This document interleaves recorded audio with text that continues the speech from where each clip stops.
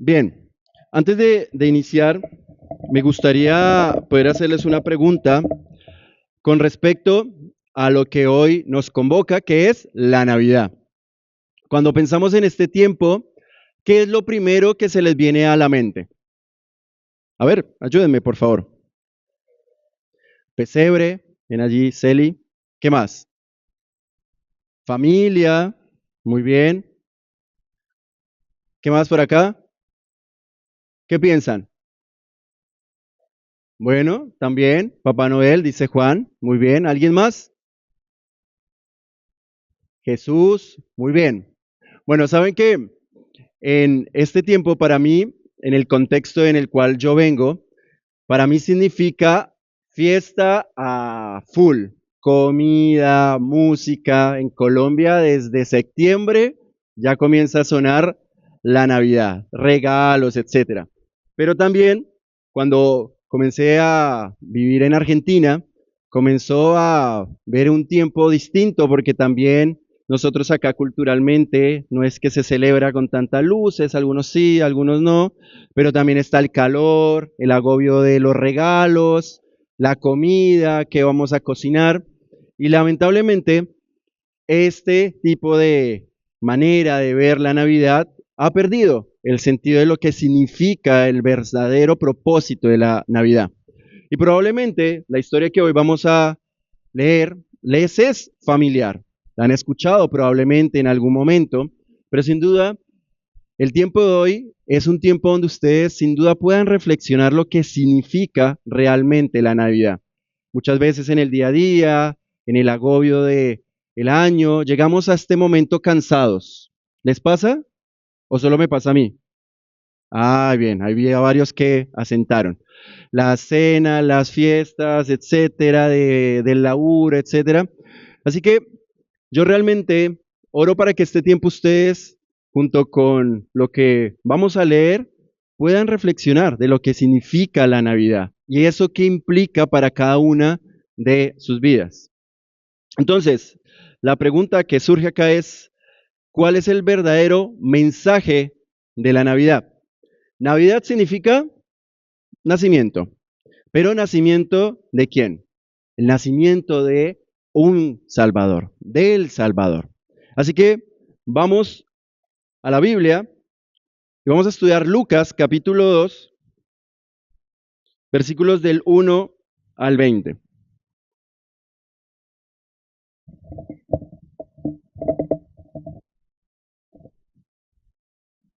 ¿Me escuchan bien? Sí, perfecto. Ahora sí se fue la trompeta que está por allá. Muy bien, bien. ¿Tienen todos sus Biblias los niños? Bien, todos con sus Biblias. Bien. Lucas capítulo 2, versículos del 1 al 20 vamos a leer. Aconteció en aquellos días que salió un edicto de César Augusto para que se hiciera un censo de todo el mundo habitado. Este fue el primer censo que se levantó cuando Cirenio era gobernador de Siria. Todos se dirigían a inscribirse en el censo, cada uno a su ciudad. También José subió de Galilea, de la ciudad de Nazaret, a Judea, a la ciudad de David, que se llamaba Belén, por ser el de la casa y de la familia de David, para inscribirse junto con María, comprometida para casarse con él, la cual estaba encinta. Sucedió que mientras estaban ellos allí, se cumplieron los días de su alumbramiento, y dio a luz a su hijo primogénito, lo envolvió en pañales y lo acostó en un pesebre porque no había lugar para ellos en el mesón. Los pastores y los ángeles es el siguiente punto. Versículo 8. En la misma región había pastores que estaban en el campo, cuidando sus rebaños durante vigilias de la noche. Y un ángel del Señor se les presentó, y la gloria del Señor los rodeó de resplandor y tuvieron gran temor. Pero el ángel les dijo, no teman, porque les traigo buenas noticias de gran gozo que serán para todo el pueblo. Versículo 11. Porque les ha nacido hoy en la ciudad de David un Salvador que es Cristo el Señor. Esto les servirá de señal. Hallarán un niño envuelto en pañales y acostado en un pesebre.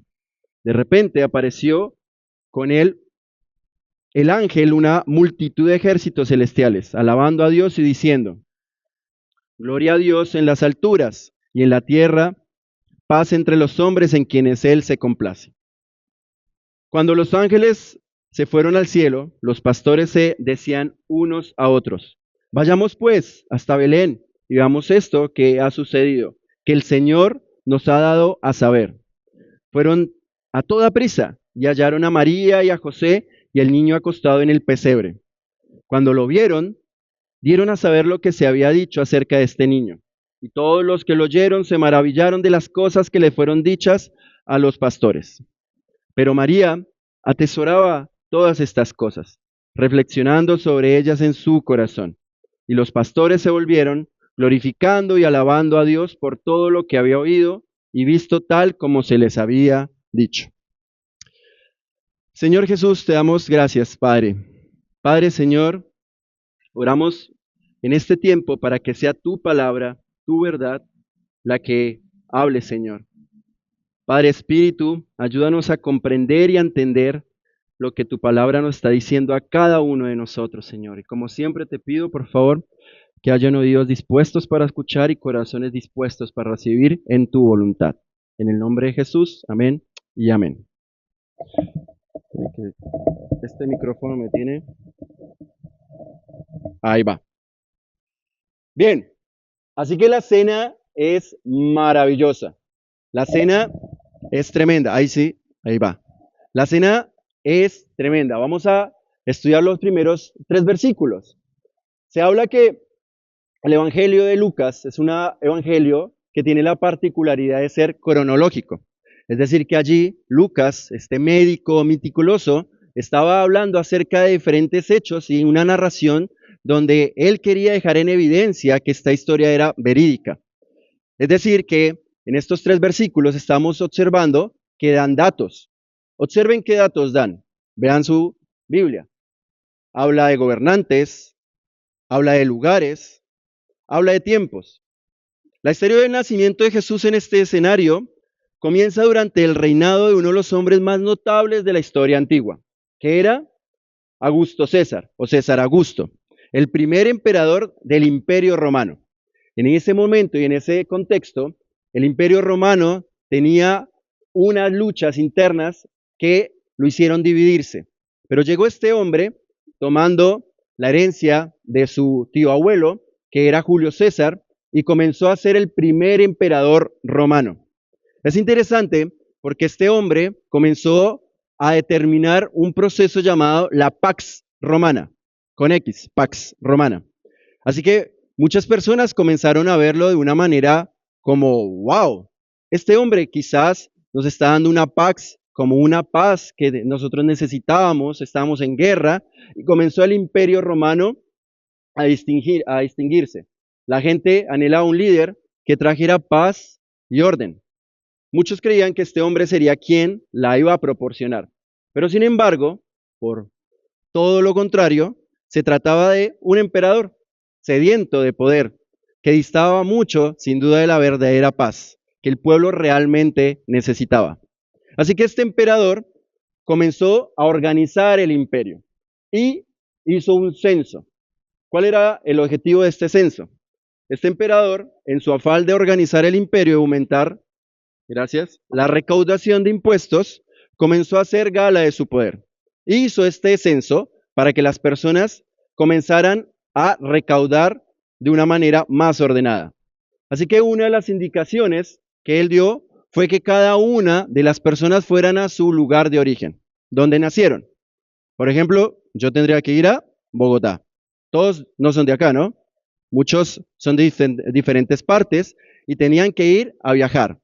Así que en ese contexto comenzaron a verse obligados José y María para tener este viaje de larga data. Es un viaje muy complejo que ellos tenían que hacer. Pero sin duda, acá comenzamos a observar la soberanía del Señor. Porque ellos, ¿dónde estaban? ¿Lo recuerdan? ¿Cuál era la ciudad donde estaban? Acá los niños, en Nazaret. Y tenían que ir hasta Belén. Ahí Jehová lo dijo, ahí bien fuerte. Entonces, tenían que hacer un viaje muy largo. Y no sé ustedes, pero una madre encinta, haciendo este tipo de viajes, no era nada sencillo, con todo lo que eso equivaldría. Y comenzamos a ver la soberanía del Señor, porque sin duda, en ese punto comenzamos a ver las promesas que se habían hecho, que un Salvador nacería en Belén. Veamos Miqueas 5:2-5. Alguien que lo pueda leer fuerte y claro, por favor. Miqueas, capítulo 5, versículos del 2 al 5. Pero tú, Belén Efrata, pequeña para estar entre las familias de Judá, de ti saldrá el que será Señor en Israel. Sus salidas son desde el principio, desde los días de la eternidad. Pero los dejará hasta tiempo que dé a luz, hasta que ha de dar a luz, y el resto de sus hermanos se volverá con los hijos de Israel. Y él estará y apacentará con poder de Jehová, con grandeza del nombre de Jehová su Dios, y morarán seguros porque ahora está engrandecido hasta los fines de la tierra. Y este será nuestra paz, cuando el asirio hiera a nuestra tierra, y cuando hollare nuestros palacios, entonces levantaremos contra él 7 pastores y 8 hombres principales. Bien, hasta ahí. Wow. Mientras este emperador se sentó en su palacio e hizo su decreto, pensó que era el ejercicio de su voluntad. Pero sin duda, él era solo un instrumento de la mano de Dios. Dios había prometido que el Mesías nacería en Belén y esta promesa se cumpliría. Así que vemos cómo el Señor usó a este hombre, al hombre más poderoso de ese tiempo, para llevar soberanamente su plan de redención para su pueblo, cumpliendo sus promesas establecidas muchos años antes. Después vamos al versículo 4 y 7. También José subió de Galilea, de la ciudad de Nazaret, a Judea, a la ciudad de David, que se llama Belén, por ser el de la casa y de la familia de David, para escribirse junto con María, comprometida para casarse con él, la cual estaba encinta. Sucedió que mientras estaban ellos allí, se cumplieron los días de su alumbramiento, y dio a luz a su hijo primogénito, lo envolvió en pañales y lo acostó en su pesebre, porque no había lugar para ellos en el mesón. Así que subieron a Galilea. José y María emprendieron el viaje hacia el sur, llegando a Belén, a un pequeño poblado, chiquito, pequeño, que quedaba cerca de Jerusalén. Y el camino, sin duda, era largo, era cansador. Imagínense lo que les costó. Ella embarazada, quizás en un burrito, como este que se ha caído varias veces, cansada, allí, estaban en este camino y tuvieron que hacer este largo viaje a Belén. Se cumplieron los días del alumbramiento. En ese preciso momento y en medio de las incomodidades y dolores propios del avanzado estado de gestación, María dio a luz. Resulta llamativo el hecho que estuvieran completamente solos, cuando en un momento tan trascendental como un parto, la pareja desearía estar acompañada en quizás mejores condiciones.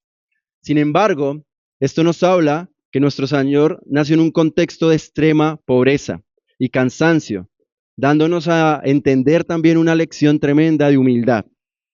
Lo envolvieron en pañales y lo acostó en un pesebre porque no había lugar en el mesón. Qué escena impactante. Ayúdenme a pensar con esa imaginación. Ustedes han visto esa escena. Una escena donde están allí en un pesebre, no pudieron conseguir una posada, hicieron un largo viaje, ella embarazada y da a luz. Pero no da a luz a cualquier bebé, da a luz al Rey de Reyes, al Señor de Señores. Irrumpe en el mundo, el Verbo se ha hecho carne, en una condición de humillación, de humildad. Probablemente muchos de los que están acá han tenido la posibilidad de ser padres. ¿Cómo considerarían ustedes dar a luz a su hijo? Sin duda, chequearían hasta cada detalle, cerciorarían cada momento para que nazca en las mejores condiciones. Ellos no. Ellos estaban allí, en un lugar humilde, cansados, naciendo el Salvador. Nace nuestro Redentor, envuelto en pañales sencillos, envuelto en esta fragilidad de una noche en Belén, ya que sin duda no hubo un lugar en la posada. estaban allí en este pesebre. Y ahora les hago una pregunta, ayúdenme nuevamente. ¿Cómo consideran que es un pesebre? ¿Un lugar lindo? No, no, ¿cierto? Un lugar de extrema suciedad, vacas, ¿qué más? Muy bien, un lugar incómodo, horrible, tremendamente oloroso. Y ahí nació Cristo, ahí nació. Él nació en un entorno en condiciones precarias. Y sin duda esto nos invita a reflexionar acerca de que ese pesebre seguramente es la imagen de nuestro propio corazón. A pesar de nuestra impureza, consecuencia del pecado, Él viene a darnos vida y no le causamos repulsión. Muy al contrario, con amor y misericordia, Él nos buscó. En medio de ese pesebre, en medio de ese lugar, como seguramente en nuestro corazón. Y Él nos abraza y Él se da como un siervo fiel para ir a buscar lo que se había perdido. Filipenses capítulo 2, versículos 5 y 11. ¿Alguien que me pueda ayudar, por favor? Filipenses capítulo 2, versículos 2 y 11.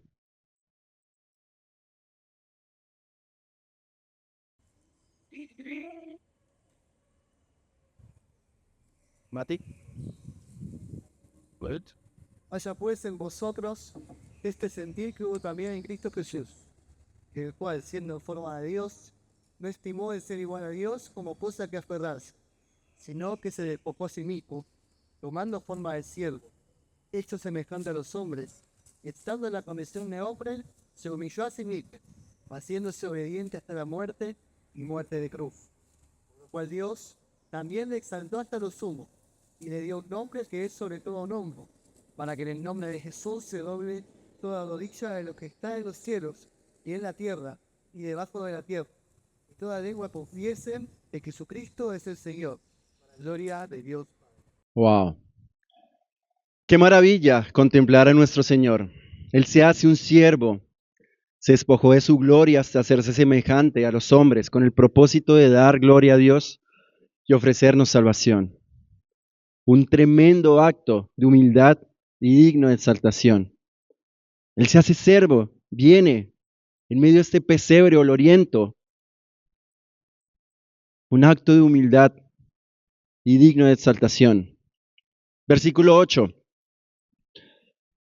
En la misma región habían pastores que estaban en el campo, cuidando sus rebaños durante las vigilias. Este versículo nos habla de estos pastores que están allí y comienzan a ver cosas tremendas, que no sé ustedes, que si yo estuviera como ellos, también tendría mucho temor. Primero, resulta interesante notar que la noticia de la llegada de Cristo no fue revelada quizás a altos dignatarios o a líderes religiosos, sino a humildes pastores. Dos pensamientos con respecto a esto. Primero, los pastores en esa época representaban a los humildes. Los pastores eran gente sencilla, probablemente pobre y a menudo despreciada. Mostraban que el mensaje de Jesús era para todos. Y también un dato muy interesante, que estos pastores eran cuidadores de los corderos que iban a ser sacrificados en el templo. Estaban relacionados con los corderos sacrificiales, un símbolo directo a Jesús, el Cordero perfecto de Dios, cuya llegada significaba el fin de esos sacrificios. Vemos el versículo 9 al 13. Y un ángel del Señor se les presentó, y la gloria del Señor los rodeó de resplandor, y tuvieron gran temor. Pero el ángel les dijo, no teman, porque les traigo buenas nuevas de gran gozo, que serán para todo el pueblo, porque les ha nacido hoy, en la ciudad de David, un Salvador que es el Cristo, el Señor. Esto les servirá de señal. Hallarán a un niño envuelto en pañales y acostado en un pesebre. De repente apareció con el ángel una multitud de ejércitos celestiales alabando a Dios y diciendo, gloria a Dios en las alturas. Así que vamos a ver esta primer parte de esta sección. El ángel del Señor se les presentó y la gloria del Señor los rodeó de resplandor. Es un momento impactante para los pastores. Imagínense la situación. ¿Ustedes qué harían? La gloria de Dios se ha manifestado. Llega esta luz que los estremece y una nube que comienza a hablar este ángel, rodeándolos de luz, y ellos tienen temor. Esta gran nube comienza a estar allí en la tranquilidad de la noche de Belén. Ellos estaban con las ovejas tranquilos y tienen este momento. El ángel les dice, no teman, no teman, no teman. Les traigo buenas nuevas de gran gozo. ¡Wow! El primer ángel trajo las buenas nuevas, que en el original acá en el contexto significa literalmente, estaba predicando el evangelio a estos pastores que eran considerados marginados sociales. Y trae estas noticias para todo el pueblo, porque les ha nacido hoy en la ciudad de David un Salvador que es el Cristo, el Mesías, el Señor. Se anuncia un Salvador. El Cristo, el Mesías ha llegado, hermanos. El Cristo y el Mesías ha llegado. Y no es un hoy cualquiera, porque pudo haber dicho el ángel, bueno, ha nacido un hijo para María, pero es un hoy que termina la historia. Es un hoy glorioso. Ha nacido el Salvador. El mundo, hermanos, yace en oscuridad y la humanidad está muerta en delitos y pecados, en transgresiones. El pecado, hermanos, es el mal más profundo que tiene la humanidad. La gente no necesita oír discursos sobre cómo mejorar o cómo ser mejor persona.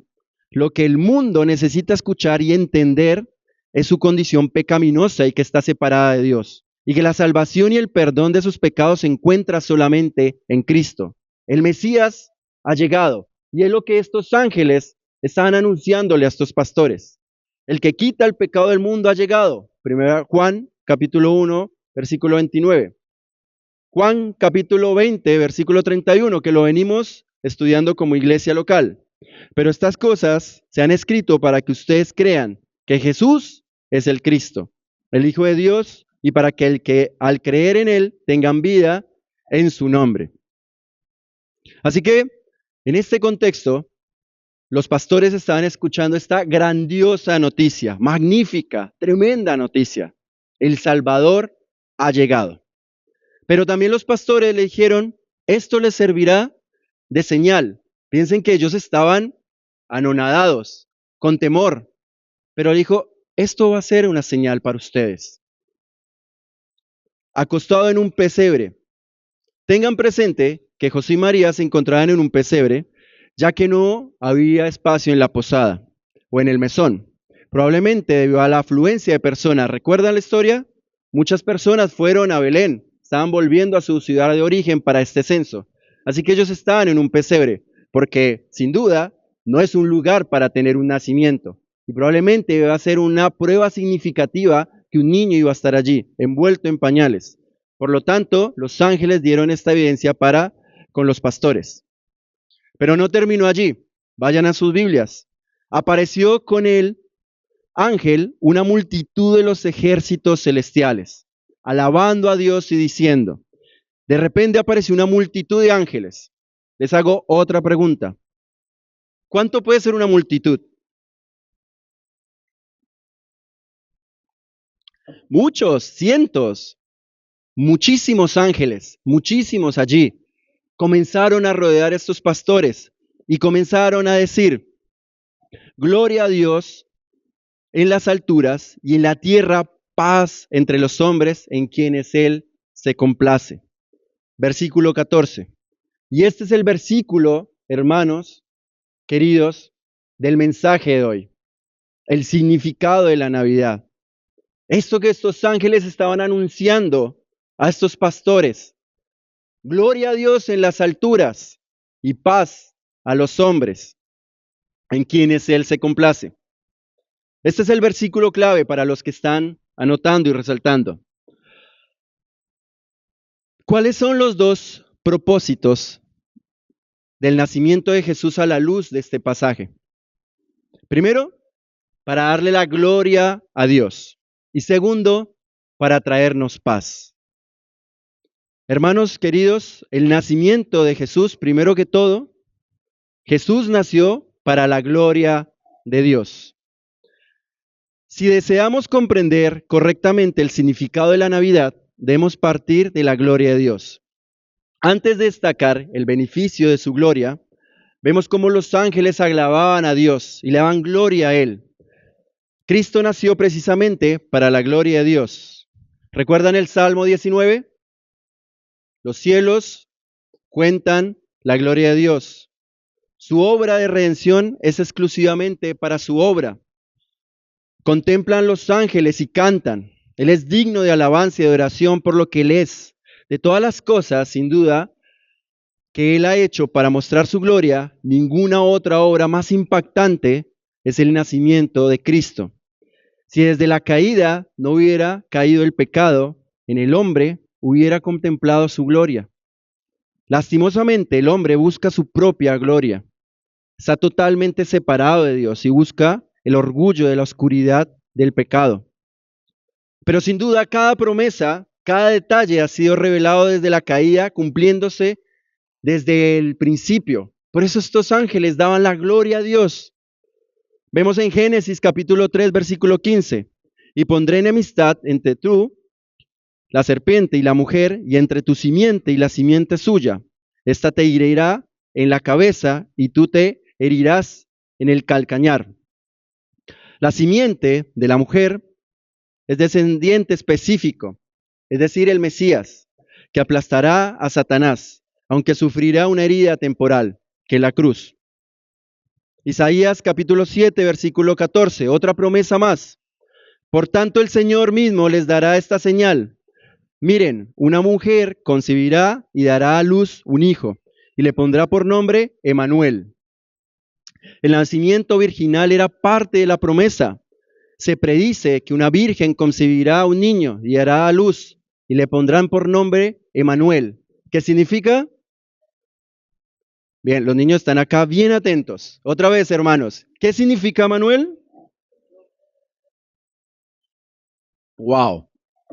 El Dios Todopoderoso decidió asumir una naturaleza humana semejante a la nuestra para redimirnos del pecado para su gloria. Hermanos queridos, la salvación es absolutamente y toda del Señor para su gloria. Amén. Toda, absolutamente toda la salvación es del Señor para su gloria. Y el segundo punto, el que nos trae paz para con Dios. Incluso los paganos del siglo I sintieron esta necesidad de paz, de un Salvador.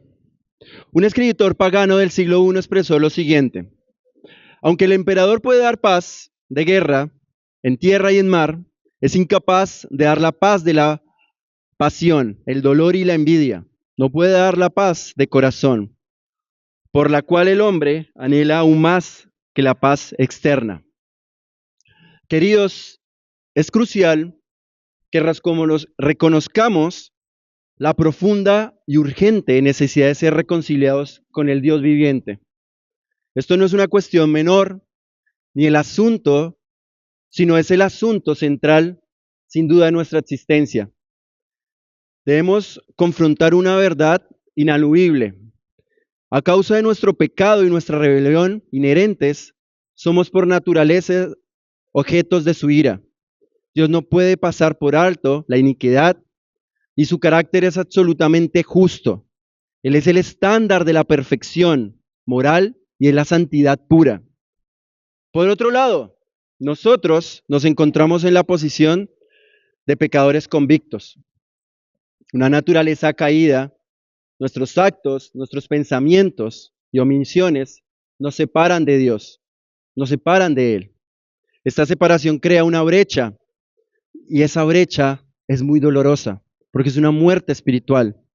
Estar bajo la ira de Dios, un Dios justo, un Dios soberano, significa estar expuestos a su santa ira y es merecida. Pero las promesas son cumplidas. Está este dolor de separación, esta muerte, la ira justa del Señor. Estamos enemistados totalmente, pero las promesas son cumplidas. Isaías capítulo 9, versículo 6. Probablemente muchos de nosotros lo hemos escuchado. Porque un niño nos ha nacido, un hijo nos ha sido dado, y la soberanía reposará sobre sus hombros. Y se llamará su nombre admirable consejero, Dios poderoso, Padre eterno, príncipe ¿de qué? Príncipe de paz. El profeta Isaías, años antes, profetizaba este príncipe de paz, que completaría la justicia de Dios a través de su vida, de su muerte, de su resurrección. Cristo nos ofrece paz a todos los que depositamos nuestra confianza en Él, en aquellos en quienes Él se complace soberanamente. Pero la pregunta acá, hermanos queridos, es, ¿qué significa tener la paz con Dios? Y esta es una pregunta que quiero que por favor piensen con detenimiento. Para vos personalmente, Juan, Brian, Jorge, Adri, Avi, todos los que estamos acá, ¿qué significa estar en paz con Dios? Paz en el original, tanto en hebreo como en griego, en hebreo es shalom y en griego irene, habla de completo o entero. La paz es un regalo de Dios que va más allá de la simple falta de conflicto.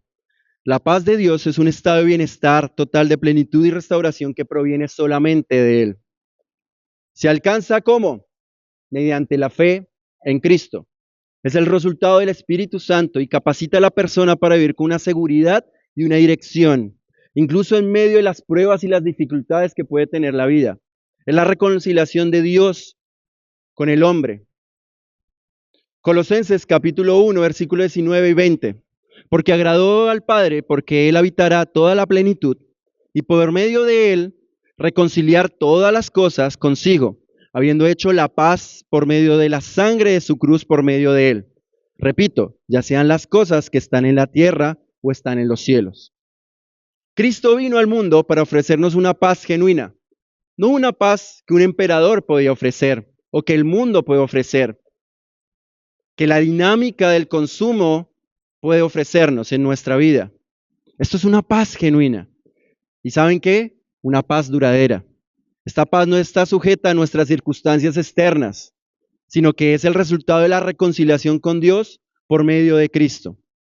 Al obtener la paz, ¿recuerdan qué significa? Completos con Dios, podemos entender y experimentar la paz con Dios y estar reconciliados en esta relación con Él. En esencia, Cristo vino para que disfrutemos de esa paz con Dios. Romanos capítulo 5, versículo 1 y 2. Por tanto, habiendo sido justificados por la fe, tenemos paz para con Dios por medio de nuestro Señor Jesucristo, por medio de quien también hemos obtenido entrada por la fe a esta gracia en la cual estamos firmes y nos gloriamos en la esperanza de la gloria de Dios. Amén.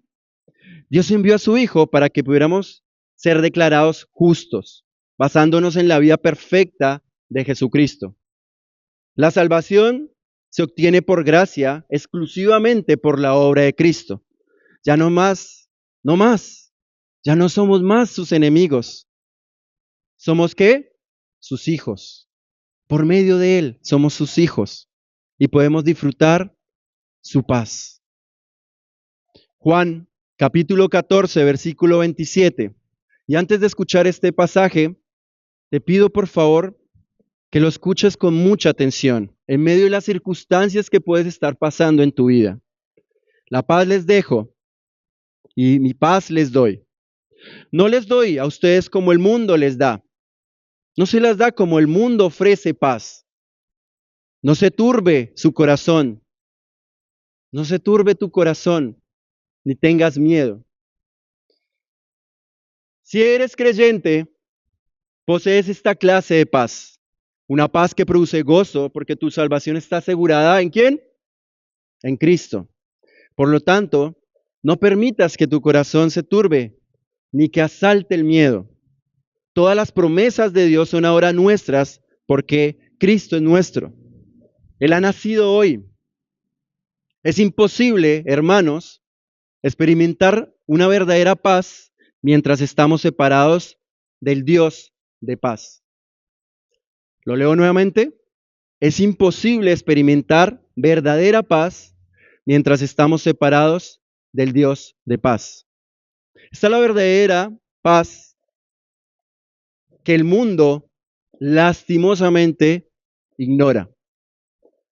El hombre vive, como lo dijimos, en orgullo, enemistado de Dios, entendiendo su propia gloria, mientras que permanece muerto en delitos y pecados, separado del único que merece la gloria. La reconciliación no es algo que podamos lograr por nuestros propios méritos o esfuerzos. Requiere, sin duda, una reintervención divina, un puente tendido desde su amor y gracia para rescatarnos de la justa sentencia que pesa sobre nosotros. Hermanos queridos, está la esencia del Evangelio. Dios proveyó el medio de nuestra reconciliación, no ignorando su justicia, sino satisfaciéndola plenamente a través de su Hijo. Reconocer nuestra condición de pecadores bajo su ira es el primer paso indispensable hacia la aceptación de su gracia y el camino de la paz con Él. Que Dios tenga toda la gloria para que tengamos paz. Versículos 16. Cuando los ángeles se fueron al cielo, los pastores decían unos a otros: vayamos pues hasta Belén y veamos esto que ha sucedido, que el Señor nos ha dado a saber. Fueron a toda prisa y hallaron a María y a José y al niño acostado en el pesebre. Cuando lo vieron, dieron a saber lo que se les había dicho acerca de este niño. Y todos los que no lo oyeron se maravillaron de las cosas que fueron dichas a los pastores. Pero María atesoraba, escuchen muy bien esta palabra. María atesoraba todas estas cosas, reflexionando sobre ellas en su corazón. Y los pastores se volvieron glorificando y alabando a Dios por todo lo que habían oído y visto, tal como se los había dicho. Vayamos pues, seguimos entonces en la cena. Los pastores, ¿qué hicieron? Fueron a ir al pesebre, sin duda, con mucha inquietud. Los pastores fueron de manera urgente. Fueron a ver todo lo que los ángeles habían dicho. Fueron a toda prisa. ¿Y qué hallaron? A María y a José y al niño acostado en este pesebre.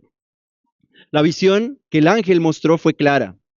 Nuevamente, consideren lo difícil que sería localizar a un niño en un lugar donde hay mucha gente. Aunque Belén no era grande, seguramente era difícil. Pero allí estaba en este pesebre, ya que sin duda nadie en su sano juicio estaría dando a luz en un pesebre. Y allí estaba tal como estaba escrito y los pastores fueron a ver lo que los ángeles habían dicho. Un comentarista dijo lo siguiente sobre este hecho. En un hermoso pensamiento que los pastores que cuidaban los corderos del templo fueron los primeros en ver al Cordero de Dios que quita el pecado del mundo. Cuando lo vieron, dieron a saber lo que se les había dicho acerca de este niño. Los pastores salieron pronto a ser heraldos de la noticia más grande que alguien puede escuchar y anunciar: el Salvador ha llegado. Dios nos da hoy, sin duda, hermanos queridos, esa claridad para proclamar el Evangelio. Tenemos a nuestro Salvador y debemos comunicarlos como estos pastores, estos heraldos, al mundo entero con el ánimo y la pasión que ellos tenían. Ahora observemos a María. Miren estas dos palabras para que también podamos reflexionar acerca de nuestra condición y la actitud que estamos teniendo cuando escuchamos acerca del nacimiento de nuestro Salvador. Porque sin duda, muchas veces, como les decía, en la vorágine del día a día y en las etapas de las fechas que tenemos hoy, olvidamos de lo que significa ese nacimiento. María atesoraba estas cosas, reflexionando sobre ellas en su corazón. Queridos hermanos, al igual que María, nos detenemos a meditar y reflexionar sobre el significado de ese día en ese pequeño poblado en Belén. ¿Atesoramos este acontecimiento en nuestro corazón? ¿O la rutina diaria de las luces nos desenfocan? ¿Nos han robado del asombro ante la verdad que Dios mismo se hizo carne en un niño para su gloria y para traer paz a todos los que en Él creen? Te hago esta pregunta, hermano. ¿Te pasa eso llegando a esta temporada? Sin duda, vemos acá un punto de acción y una aplicación clara. No permitamos y pidámosles a nuestro Señor que nos siga maravillando con esta historia de este nacimiento, que sin duda impacta en nuestras vidas de manera personal. Finalmente, los pastores se volvieron. ¿Cómo se volvieron los pastores? ¿Tristes? No. Lean ahí en sus Biblias, lean. Glorificando y alabando a Dios por todo lo que habían oído y por lo que habían visto. ¡Wow! Es tremendo. Finalmente los pastores regresaron llenos de alegría, glorificando y alabando a Dios por todo lo que habían oído y por lo que habían visto. ¿Se encuentra este mismo sentir en tu corazón esta tarde? Cuando lees esta historia, ¿estás atento a lo que Dios te está diciendo? De esta misma manera. Para concluir, hermanos, la Navidad es la historia de un redentor que da su vida en obediencia por amor. En Navidad recordamos y celebramos por todos los rincones del mundo el nacimiento que trajo regocijo y gozo a nuestras vidas.